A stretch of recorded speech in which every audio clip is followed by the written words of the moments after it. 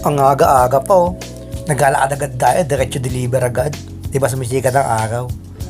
Buwan naman natin si Flores sa Caleraya sa Quezon City. No, buti na kanina si Sir. Kahit na maaga pa nag-receive nila tayo.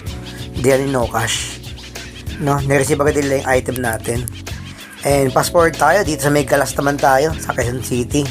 Pinapasta ako din kay Jordan. Para mamaya i-deliver na ni Watchley mamaya yan. Yung item natin. Basta ako lang to.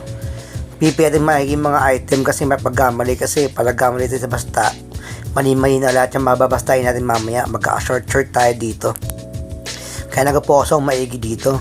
And make fast forward no. Natapos kong bastahin yung mga item.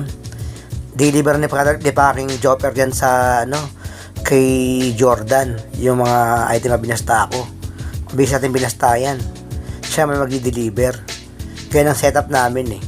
And fast forward tayo na kay GQ tayo sa Paco, Manila to. Road trip diba?